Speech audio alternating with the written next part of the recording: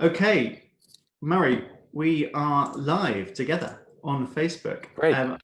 For everyone tuning in, I'm very, very pleased to have with me once again Murray from MICA, which is the Maryland Institute College of Art. Murray, thank you so much for joining us again.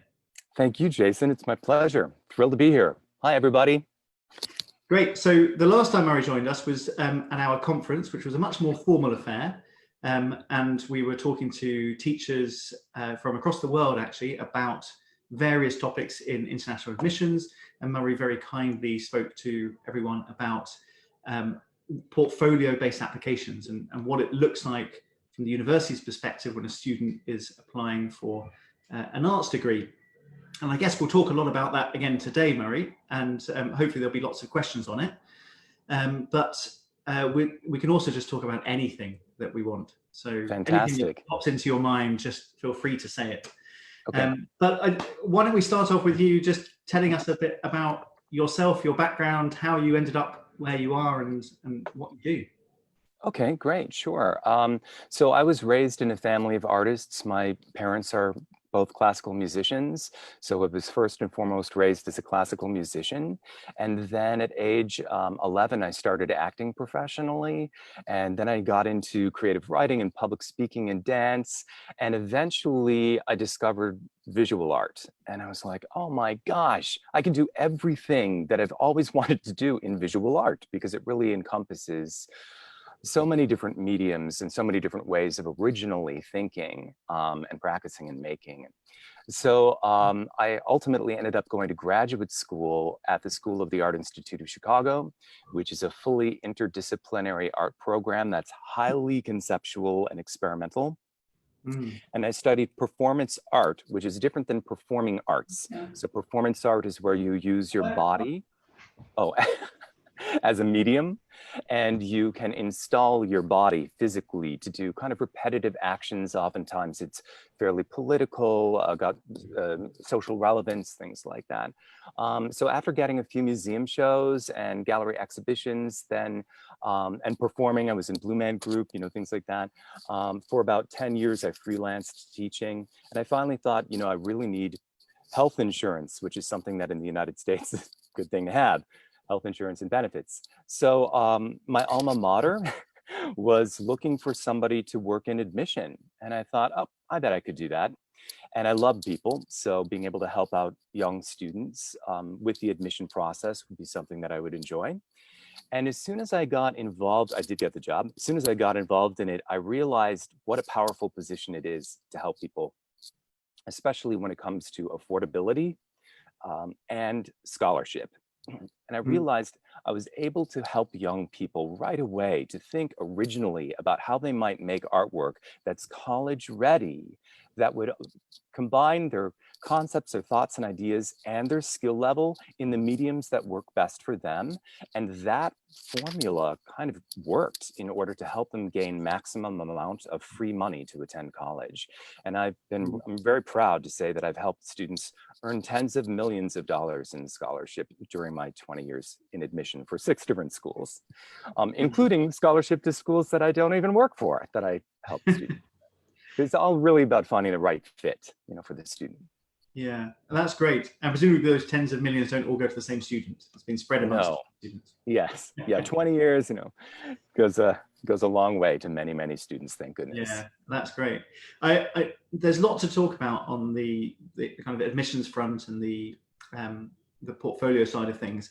But I was really interested in what you said at the beginning about how you started off in performing arts. Yes. Did you see yourself as an actor in the future? Was that? I did go to acting school. I went to a wonderful program called the University of Evansville in Southern Indiana. And it's a strong liberal arts school with a dynamite theater program. They're the #1 feeder to Juilliard and NYU grad program at NYU. And so ultimately, I was able to study with the Juilliard faculty for 2 summers as an actor on full scholarship. And that was a real thrill. And a lot of my friends in acting are doing very well. So you probably know some of them. Yeah. Great. Well, that's really interesting. And how did you end up? I mean, what was it about MICA that ended up attracting you there? Yeah, so that's a great question. So when I was working at SAIC, or School of the Art Institute of Chicago, back in 2001, one of my colleagues, who was the director of admission at the time, said, when you find a student who's got a really strong skill level, and they like to do figurative painting in particular, just Mm. send them over to MICA. So, because we want to help students find the best fit school so that they can stay in one school and graduate on time in 4 years, rather than having to transfer and potentially lose credits and things like that. So if you can help a student find the best fit right away, it helps the whole family. And so I thought, well, I wonder why we're sending students for figure painting over to MICA. I've got to check them out. What are they about? And MICA is the oldest continuously degree granting art school in the United States. We're coming up on our 200th anniversary, our bicentennial, in 2026. Okay. And so the fine arts in particular have been historically very, very strong. Also, when it originally began, it was also a trade school. We taught young men and women how to make parts for ships, because Baltimore is a port city. So there was quite a bit of engineering, sort of what we now call product design, that was occurring there, as well as traditional painting, drawing, printmaking. Since then, MICA has expanded to include many different areas of design. It's also much more academically rigorous than many art schools, in that we have a dual degree program where students can do an equal amount of studio art and design, as well as humanities or liberal arts. So they graduate with this double major in studio and what we call humanistic studies. And then also the partnerships that MICA has are very impressive. For example, Baltimore has something called the Baltimore College Town Network. There are 13 schools that all have academic exchange with each other. And so you basically pay your own tuition fee at the school that is your home institution, like MICA. And then you can take courses at, say, Johns Hopkins University, which is 1 mile away from us. Okay. So we do Well, a lot of, great. yeah. So the students get a lot of choice over what things they can study there. Then it's not doesn't just have to be the arts. They've also got these liberal arts courses to choose from as well. Yes, yes. And also the methodology of the school is quite unique, in that not only is the curriculum customizable, but it's really focused on art integration, which is art plus other subject matters. So it can be art plus science, art plus space exploration, art plus medicine. And you realize right away that artists are needed and creative thinkers are needed in every single aspect of the workforce. So as a matter of fact, the #1 skill that employers are seeking today is creativity across the board in all businesses. So they love hiring creatives because we think differently and we know how to problem solve from a myriad of directions, because we work in 2D, 3D, and 4D, or time-based mediums. So we can bring a lot to the table for other businesses. Yeah, so we focus on entrepreneurship too. Well, you might get some mathematicians arguing with you about who's best suited to the workplace, but that's only because I'm it sounds really interesting. And obviously there's a big one of the big things about applying to America in general is the idea of liberal arts and having a lot of freedom of choice over what to study. So that sounds great. And Johns Hopkins obviously has a completely different background and specializes in lots of different things. So it's wonderful that students also get the opportunity to study there. True. I will say the process of being a scientist and the process of being an artist are very similar, in that there's a lot of discovery, there's a lot of exploration, there's a lot of trial and failure, there's a lot of thinking outside of the box. So, and also they work in labs and we work in labs. We have studio spaces that are lab spaces. We even have biolabs. Yeah, we have, our students in our biolabs at MICA are growing, they're growing vegan fur. They're also learning how to draw with cellular cultures. And right now, one of the projects that they're doing is repopulating the Chesapeake Bay with 3D printed oyster shells, because oyster larvae, for some reason, have decided to attach themselves to these shells that have been invented by our faculty and students. And so by introducing new oyster reefs that are 3D printed, the oysters actually filter the water and make the water cleaner. So it's a whole sustainability project, as well as an art making and a science and biology project.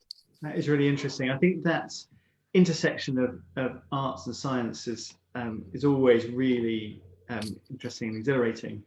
I'm thinking to some family members of mine, some younger family members who have bought a 3D printer because they're very, very sciencey. But of course, once they've got the printer, then they need to create with it. So now they're coming up with all these wonderful kind of designs and creations in order to experiment by using this, what is actually a scientific device. Yes, so, you know, and almost every art school that has design, that offers design, you'll find labs filled with 3D printers. So we have a lab called the Make Cool Stuff space, and in that lab, there's just an entire wall of 3D printers. So it's basically one per student in that particular classroom. Wow. And whereabouts in Maryland is MICA? Oh yeah, we're in Baltimore, which is a super cool city. It's a middle-sized city that is right on the water. It's the port city, one of the oldest ports in the United States. And we're situated in a really interesting area in that our proximity to other major cities is really close. So we are about 45 minutes from Washington, D.C. We're about 90 minutes from Philadelphia and about 2.5 hours to New York City. And we're the most affordable city of all of them. So you can rent or buy property very affordably. You can start up a business affordably in Baltimore. And a lot of students do decide to do that. It's also a really quirky arts scene. I don't know if you know what the East Village was like in Manhattan in the 1980s, but it's very similar to that, with like little funky shops that are independently owned, cool restaurants that are also independently owned, thrift stores where you can find things for $3. I mean, it's an amazing place. Wow, that's great. And Baltimore, of course, is famous for The Wire as well. It is, but you know, we try not to focus on that. The Wire is fictional, although there are real parts of the city that struggle. And I have to say, you know, I really hope that we can help parts of the city that are struggling. As a matter of fact, one of our mission statements with MICA is Thrive with Baltimore. And what does that mean? So doing projects to build trust with communities that are not only connected to us, but are further out on the outskirts of the city, to be able to empower young people and young people of color and older people of color who may need to have support systems that they just don't have opportunities yet. So for example, is there a way that we can bring in community members to work with our 3D printers and learn new skills?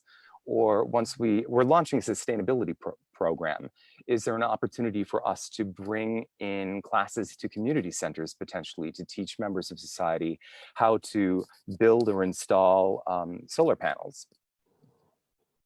So there's a lot of opportunity. A lot of opportunity. I'm glad you took my rather flippant remark and turned it into something very positive there. I meant the Wire comment in the most positive of ways, because it is one of the best television programs ever made.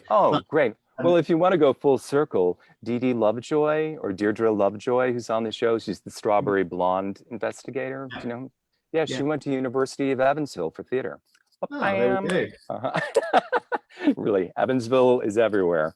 Exactly. That could have been a different future for you, Murray. You know, I thought about that too, but both of my parents are also administrators as well as artists, and I inherited that. I'm both an artist and an administrator, so I think creatively about my approach to administration, which is pretty cool. Great. And tell us about the sort of students that you're looking for. So when you're admitting students, what is the typical kind of MICA student? Sure. So we have students from all over the world, first of all. So we have students from 52 countries and 49 states. in the undergraduate and graduate populations. So it's pretty diverse, more so than many art schools, I would say. We're always looking to welcome more international students, more students of color, especially as part of our mission at MICA. So that would be great. And we're working very hard to make that happen. Also, then academically minded students. It tends to be a little bit more academically rigorous. Students who are very creative, who love to use their imagination to creatively problem solve. Students who want to experiment and explore. Of course, mega talented students, we love that, but we also love students that we can see potential in, who may not even have the access to materials that other students in more advanced fine art programs in high schools would have. And it really helps to have a very broad range of students within the classroom from different, religious and socioeconomic backgrounds, different skill levels, different political views. It really helps to, it helps the student in the classroom environment to really be a learning and a teaching space that builds empathy. Yeah, that's interesting. And how would you say, I'm not going to ask you to compare yourself to other arts universities, but what makes MICA students different to, say, a student who goes to RISD or something like that? Sure. So I would say a student who goes to RISD tends to be a little bit more competitive. Students at MICA are competitive too, but in a very different way. That it's a very nurturing environment. We have something called the culture of caring at MICA. So we have a vice president of that aspect of our school. And it's really to help nurture and foster each student to be not only the best artist that they can be, but to be the best person that they can be. You don't find that at every art school. But I would say the caliber of the work that's made at MICA is very similar to what's made at RISD, in that it's technically proficient, it's conceptually strong, and students after their undergraduate experience are prepared to enter the workplace without even having to get a master's degree because the training is so strong. That's really interesting. That's a really important point, I think, Murray, in that undergraduate degrees are generally seen, and probably quite rightly, as the chance for students to kind of hone their learning skills before they go on and specialize in something else. So it's really interesting that students come out of MICA already very, very proficient in a particular skill, and then can go on and use that. You mentioned the international community a little bit, and we've actually got a question here from someone who has asked, what is MICA's international community like? So do you want to talk a little bit about that and about how many international students you have and that sort of thing? Sure, that's a great question. Hello, thanks for asking the question. So our student body for the international population is about 33% of our undergraduate and graduate programs combined. So that's about 350 international students on our campus, and maybe 400, something right around that. And the largest populations that we've had currently are from China, Korea, India, Singapore, and I think Canada actually is number 5. Sometimes Canada and Taiwan kind of go back and forth in the number of students coming. So those are the basically top 5 countries. But as I mentioned, we have students from 52 foreign countries and 49 states. So we're doing more expansion of our recruitment internationally. For example, last year we went into 10 new territories, which was really exciting, including South Africa, Egypt, Dubai. I'm trying to remember some of the others, but very, very exciting. Of course, South and Central America, some new cities in Colombia that we went to. And now with everything being virtual, it's going to be hopefully easier to reach even more students in cities and countries that we have been unable to reach so far. Well, that's a good point to talk about the online situation. So when you say everything being virtual, do you mean in terms of recruitment? I think a lot of the recruitment this year is going to be virtual. Yeah. Just to kind of go backwards 1 second here to your student or your parent or Sure. individual who asked the question. Also, there's a lot of support for international students on campus. So we have the Office of International Education. When students arrive on campus, they set up bank accounts, they set up a cell phone, they learn how public transit works. And also there's weekly shuttles to different neighborhoods within Baltimore that are ethnically diverse so that students can shop at the grocery stores that they're familiar with buying, because Baltimore is a very diverse place. So you can go to, Little Italy or Chinatown or Little Korea, and find what you want to find. So that's a little bit more about, what we do. We even have food festivals, where different international students will prepare their favorite foods and invite Americans or domestic students over to, everybody partakes and learns more about each other's cultures. But about the virtual then, so the virtual recruitment this year, I do think that that's going to be occurring much more. Many more conferences, for example, will be online. I think a lot of the high school visits will be online. And also MICA will be offering weekly virtual information sessions, which would also include portfolio reviews, an info session, a Q&A with a question and answer period, as well as just kind of one-on-one if students want to be able to ask questions with an individual admission counselor. And we're going to keep those pretty small numbers of those events so that students and families can get a lot of interaction with us. Okay. Be offering a lot of them. And that's for prospective applicants, of course. Yes. So what about, I know things are changing all the time, but what's it looking like at the moment for students who will be hoping to attend this coming fall? That's a great question. So we just announced our reopening plan on July 6th, and it's going to be some in-person learning, some hybridized learning, meaning it would be some in-person and some online, and also fully online options. That's for undergrad. Graduate is still determining how they're going to be working because it's a shorter program. Graduate's 2 years, undergraduate is 4 years. Okay. Yeah. Okay. So it's a mixture then for undergraduates. Yes. A mixture of in-person and online. Okay. Yes, yeah, or fully online. And part of the reason is in response to some of the challenges that international students are having with either attaining a visa or with travel issues. And and then there was a recent announcement that was made just yesterday from ICE in the United States. I wasn't going to bring it up until... Yeah, not too thrilling. Yeah. Yeah, a bit worrying, but I'm sure... but hopefully that won't affect you too much then because you're doing a hybrid model. Right, exactly. So that anyone who would be doing, any international student who would be doing a hybridized model in the United States or an in-person model, both, they're totally protected, thank goodness. Good, that's great. Okay, great. And just a quick follow-up question here was about the gender balance at MICA. Oh, sure. So is it, what's it like? Is it 50-50 or? No, it's not 50-50. It's very rare at an art school to find a 50-50 balance. Typically in art and design schools, it's about 65% women, 35% men, or it can be 40% men, 60% women. And honestly, it comes down to the type of majors that are offered.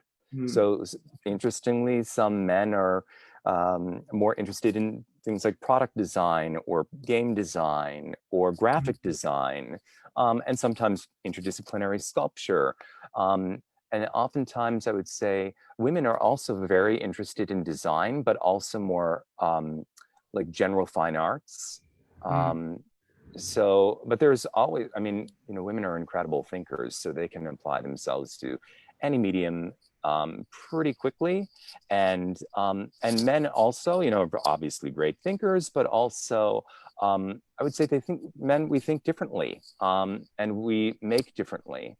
So oftentimes maybe this is a terrible thing to say, but oftentimes I would say that women tend to be able to multitask very, very quickly and switch effortlessly from medium to medium. Men can do the same thing. Personally, from my own experience, I tend to be a little bit slower in moving from medium to medium. I need to think it through, and maybe I'm just a slower one of the guys when it comes to that. Well, I'm sure we could talk for a long time about all the cultural expectations and influences that make women tend more towards those subjects and men tend towards other ones. But yes, well, men would oftentimes, if they're interested in art, they might think that they have to go into engineering, or architecture. They may not realize all of the opportunities that are available within art and design schools too. That's another point of that balance. Yeah, that's really interesting. You talked a little bit about widening access to university. How much support or how much finance is MICA able to give to low-income students, and in particular international low-income students? Yeah, so we have scholarship, which is like a merit scholarship. So it's based on the portfolio. We also offer academic scholarship. Students have to apply and write an essay for that particular scholarship competition. But the portfolio, really all students are considered for a portfolio-based scholarship. The portfolio is 12 to 20 pieces of your strongest and most recent work that demonstrates a balance of technique or technical skills and concepts or ideas. And the pieces should be fully realized. That's very important. And so we offer up to full tuition scholarship based on the portfolio and that's also applicable for international students in terms of the portfolio and academic-based scholarship. Domestic students are also eligible for, like US citizens, you might have some US citizens watching, are also eligible to apply for federal aid through the FAFSA, or the Free Application for Student Aid, through the federal government. And that can be grants and loans that can help to offset other fees at the institution. I am really excited to announce we have a program called ADCAP, which is a high school program for Baltimore youth of color who will go through our pre-college program for 3 years, basically. They come to our campus every Saturday for 3 years, and if they successfully graduate from the program, they get a full ride with full housing and tuition paid for. And we have 8 students of color coming in on full tuition and full housing stipends this year, and I'm really, really excited for those students. And that's open to students in Baltimore. Yeah. Right. Yep. I know, I'm really, really happy for them and so thrilled for their families. That's wonderful. Yeah. So you started talking about portfolios, which is great, because we've got another question here, which will lead us very neatly onto that side of things, which is, what advice do you have for students preparing portfolios for applications, and for teachers and counsellors supporting students' portfolio applications? So that's a very broad question, but basically, what do you have to do with the portfolio, and what do you look for, and what kind of advice can you give on those? Sure. So the biggest advice that I have right off the bat is always read the portfolio guidelines for the institution that you're going to apply for, or the institutions, because every art school, every university with an art college, if they do require a portfolio, the portfolio guidelines will be slightly different. And so the students should be in the habit and in the practice of making as much artwork as they can and be completely original with their ideas. And also they can set up still lifes. If the objects have some relevance to their own personal experience, that's more exciting for us as reviewers rather than drawing a bottle, a cone, and an orb. So trying to make that personal connection within the subject matter of the artwork is important. Another thing that's very important is documenting the artwork. So the documentation of the artwork is equally as important as the artwork itself. So, for example, if a student submits a blurry photo of their artwork and I can't see their artwork, I can't review the work. So that's problematic. Or if the student has, let's say, oh, here's my cell phone. So let's say that they've taken a photo of my cell phone on a black background. Look what happens. You can barely see the artwork, right? Right. So as opposed to a white background, like kind of up here by the trees, you can see it much more clearly, although you wouldn't want the trees, you just want the white, plain white background. So getting it well lit, getting the best quality documentation you can have. The artwork should take up, the vast majority of the frame here. Another thing to avoid is putting text, like where it says Murray, you can see my name, Murray McKay. You wouldn't want that on the artwork. Just let the artwork be its own, object or design or piece. A lot of platforms that are used to collect digital documentation in the United States and Canada, we use SlideRoom. And so SlideRoom, I could actually share my screen with you if you want for a second. Yeah, go ahead. Show you what SlideRoom looks like. Oh, here, let me go like this. You never see it. Here we go. Whoops. Uh-oh. Wait 1 second. Let me try it another way. Oh, I know what to do. This one maybe. Sorry. Got a few tips here that here we go. Hopefully this will be a little bit easier to see. So I'll try sharing it one more time. Click and click and here. So let me know if you can see this image. Can you see the image? Okay. Okay, great. So this is, let's go back. Yeah. So this is SlideRoom. And what happens when students upload the digital documentation, they can upload really up to as many pieces as the school will require. So we ask for 12 to 20 pieces. That means students can submit 12. They don't have to submit 20. You just want to submit your strongest work. In this case, the student has submitted 20, and she has very, very diverse documentation. This is one piece. This is a triptych. It's one sculpture shot in 3 different angles. This is another sculptural installation. Actually, I think this one is. These two. And then these two are its own piece. These 2 pillows are its own piece. This piece is its own. This she uploaded as 2 pieces. Interestingly, this is one piece. So it has a sculptural element plus a 2-dimensional element to it. I believe this is one piece, another diptych. This is a piece. It's more text-based. This is one piece. So she uploaded a lot of images. So what we would do ultimately then is we would click on the very first image, which would be this. And what this student has done is uploaded a video that's a performance art piece, basically. It takes 4 or 5 young people to operate this pink man, as she calls it. And up here in SlideRoom, she can enter the title of the piece, Pink Man in the World, Pink Man video documentation, the year it was made, the description. So that means basically what materials were used. So she put various fabrics, polyester string and stuffing, zipper, the dimensions, 3.5 meters by 3.5 meters flat. And then the student goes on to include a little bit of information for us about why she made the piece or what it means and how the performance worked, things like that. So that's kind of what SlideRoom looks like. Stop sharing now. I want to see the video, Murray. I know, but unfortunately that's a flat image, but the video is very funny. I actually helped the student with the editing of the video because I do a lot of video installation also. And so I know kind of how to cut to the chase. For example, with video documentation, it's better to have short documentation. So something like 15 to 30 to 45 seconds, something like that.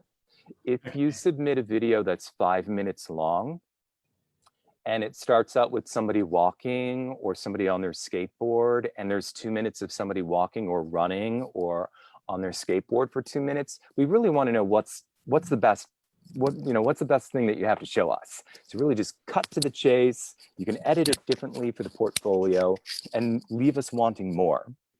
So some of my hints there. Yeah, those are great tips. And yeah, it's interesting what you say about cutting to the chase, because it's the same even for other applications when you're writing essays and stuff. There's no point in writing a very long meandering essay that doesn't get to the point, because you have to remember admissions officers, as much as they want to know about you, have got quite a lot of essays to read, and in this case, a lot of videos to watch and images to critique. So getting to the point, making it exciting is probably a good idea. While we're talking about portfolios, you mentioned earlier about how you give help with portfolios, and MICA helps with this program of giving feedback to people's portfolios as well. How does that work? So a student can reach out to us directly. They can either email us at admissions@mica.edu and just request a portfolio review, or they can sign up for one of our virtual information sessions with a portfolio review. Then they can be on Zoom like you and I are right now and be able to interact with the counselor and share their screen with their digital documentation of their artwork, so we can see it that way. Also, there's the National Portfolio Day Association.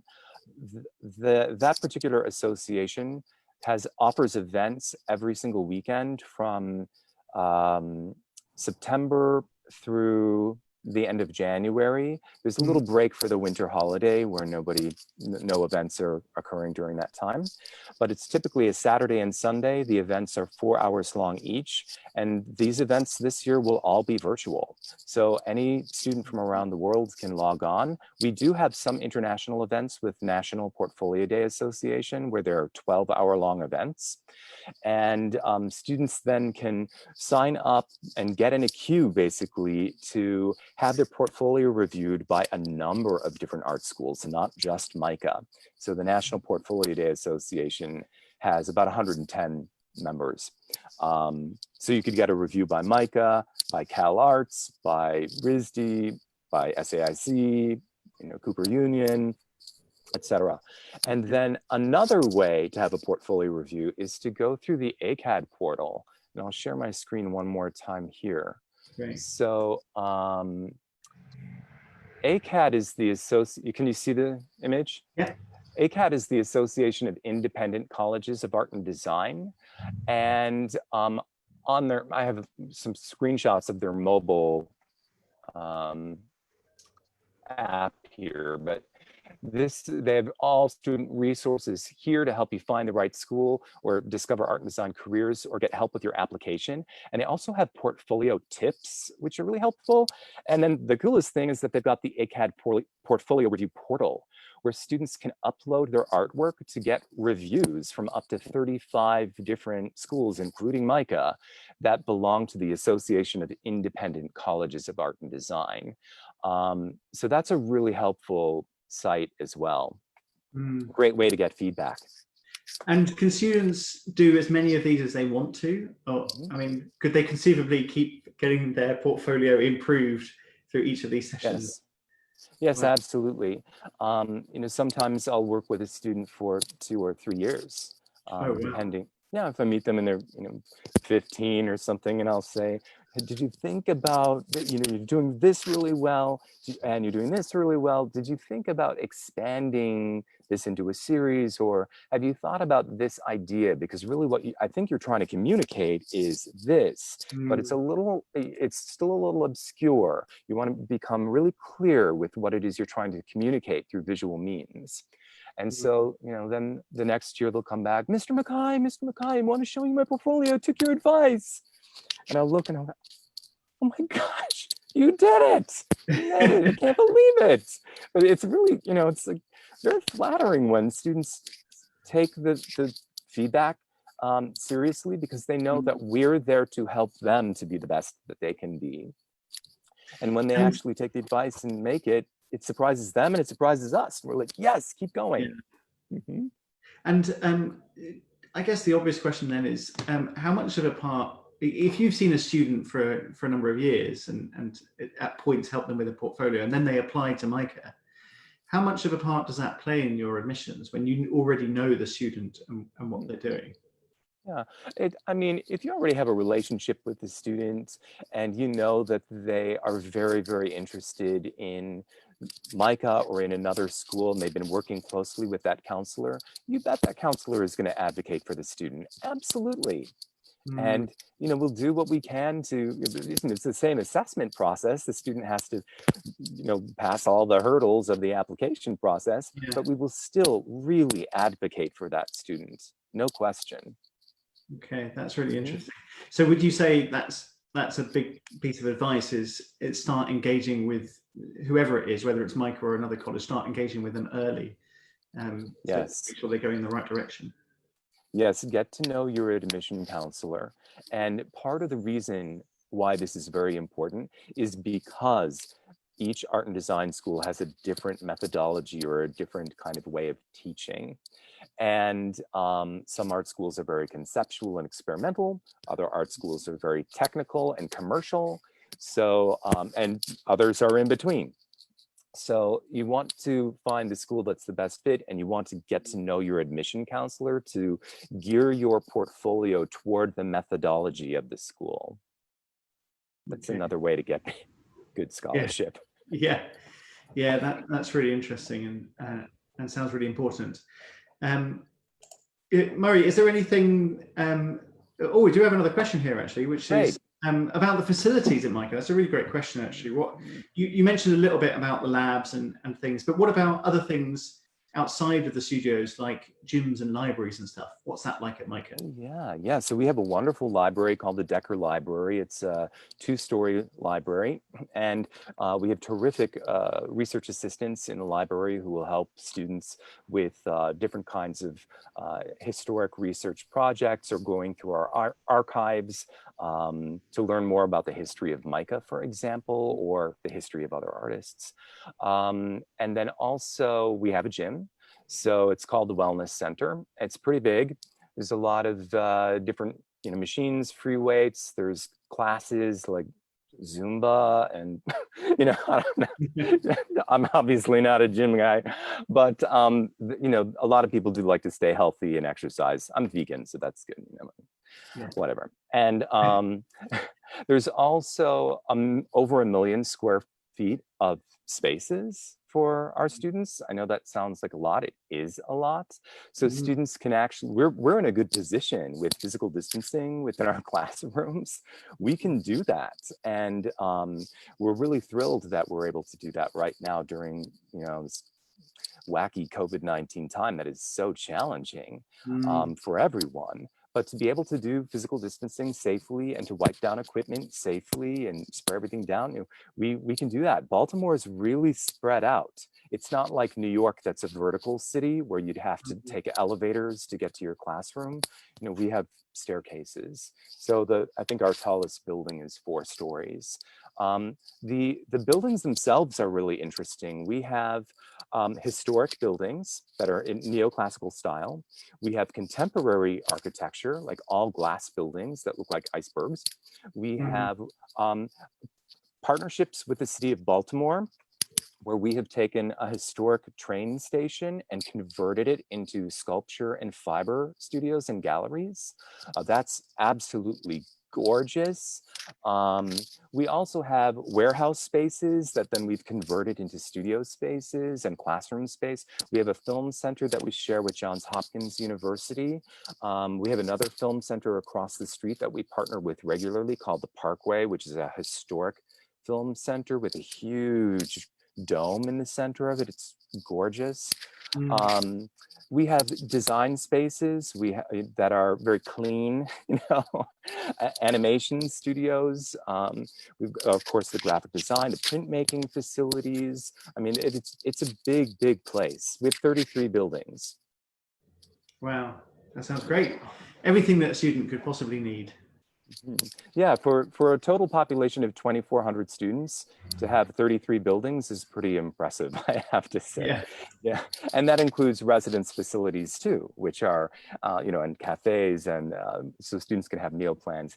And some of the residence halls are absolutely gorgeous. There's one of them that's completely circular. It's all made of glass, and it has a bamboo garden on the 2nd floor. The Career Center is also in that building, as well as a gallery in a black box space.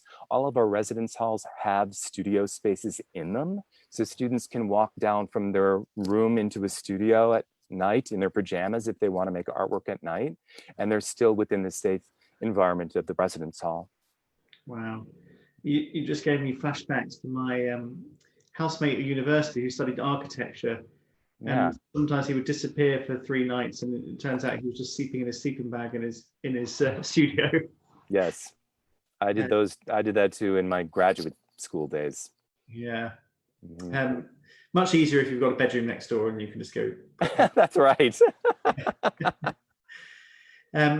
Murray, is there anything that I've missed out? Anything else that you want to talk about or feel like we should have covered?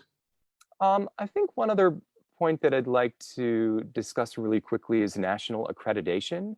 And I'll share my screen one more time, because this really goes back to one of the questions that I think came from an educator or perhaps a guidance counselor. Can you see the NASAD artsaccred.org screen? Yes. Okay, great. So this is the National Association of Schools of Art and Design. It is an accrediting body that accredits the most rigorous art and design programs in the US, and sometimes in Canada also will use sometimes the NASAD accreditation. So you definitely want to determine whether or not the art and design school is NASAD accredited, meaning the program is going to be very rigorous, and also meaning that the credits would transfer to another art and design school that's NASAD accredited, should the student realize that they're not in the right fit. We always hope that they are. We do everything we can to make sure that they are. So this is from the homepage on my cell phone here. It's got a NASAD handbook about accreditation. It also has tips for students and parents with frequently asked questions that you can scroll through. And then also you can do accredited institution search. So when I did the search for Maryland Institute College of Art, it did show up because we're NASAD accredited. Another way just to go through that looking for the accreditation is to look at the directory list. You would pop in the details of the accredited institution, such as the name or the city. And then over here it's what I'm showing here, popping in the name, and then you would click submit. And if nothing comes up, it means that that particular institution is not nationally accredited, which in this particular case, the institution is not nationally accredited, it's regionally accredited. So that's very different. A regional accreditation means that you either kind of have to stay at that particular institution or within that region if you decide to transfer and you want the credits to transfer with you. Oftentimes, regional accreditation will not transfer to national accreditation, schools that have national accreditation. It's easier to go from a NASAD accredited school to a regionally accredited school, but it doesn't work the other way around as easily. So if you want to get a very rigorous degree program, make sure that you're going to a NASAD accredited institution. Okay. And why would a college not get national accreditation? Well, it has to do with the review of the programs and the curriculum and the quality of artwork that is made by students and I believe by faculty. So each school will have to go through NASAD review every few years, where MICA just went through this, I think 2 years ago, where then all of the classroom spaces end up being filled with student artwork so that the artwork can be assessed to determine whether or not it's the program is truly rigorous. Okay. And the board comes in and reviews. It's a great tip. Great. Well, we've covered so much today, and I'm really thankful again for you coming on again, Murray. And I'm really my pleasure. For everyone tuning in and asking questions. It's a really interesting side of admissions, and I have to admit, one that I know very little about, coming from an entirely different background. But I know that we have so many students, and there are so many students in the UK and worldwide looking for really top-notch arts degrees, and there are plenty in America. MICA is definitely one of them, and it's good to know that there is a lot of help there, in many cases free help that students can take advantage of. So just to to finish up, do you want to reiterate what contact details students need, either for you or for portfolio review in general? Sure. Thank you, Jason. So my name is Murray McKay, and my email address is mckay@mica.edu. So it looks like McKay@mica.edu. I'm Scottish, I say Mackay. I'm Canadian citizen, by the way. And then also our website, mica.edu. It's filled with student artwork, current articles, alumni information, all of the majors, minors, residence halls, everything that you could imagine. And it's a pretty unusual navigation. You navigate it on the left-hand side. And then also, I just wanted to put a plug in for all art and design school admission counselors. We're really, I've got to say, we're a pretty cool bunch because everyone's an artist. And, you know, so we've all done what you're doing as students. You know, we get it. We know the long hours it takes. We know how hard it can be and how frustrating sometimes or challenging it is to make artwork when you've got all of these other academics going on in high school. And we're here to try to simplify your life a little bit and help you to streamline the process and feel more confident about what it is that you're doing. So by all means, reach out to all of your admission counselors at art schools. They're lovely people and they're deeply caring people. I completely concur. They are a bunch of very cool people. So all that remains for me to say is we did have a comment here from David Hawkins, who was tuned in. Oh my gosh. Hi, David. Simply to say that Murray is the best dressed man in US college admissions. That is very funny. Well, my pocket square has slid down a little bit. Pull it up there for you, David. Even when you're not wearing a tie, you're still the best dressed man. Oh, that's very kind. David, you are too kind. And David is an incredible independent counselor who has offered some wonderful tours for us as art schools last year and this year too. We're going to be doing something virtually together, I believe, with Polymoda and Parsons Paris and MICA. So Brilliant. It's a great way to see 3 different schools with different methodologies and offerings and get to know us.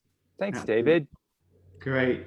Well, Murray, thank you again very much for joining us. Really pleased to see you again, and I hope you have a wonderful summer. So I'm going to end the live video and then we can keep talking, Murray. Jason, thank you so much. And thank you, everybody. Good luck with your portfolios and your art school applications, and I'll have a great summer too. Thanks, Jason. Thank you so much.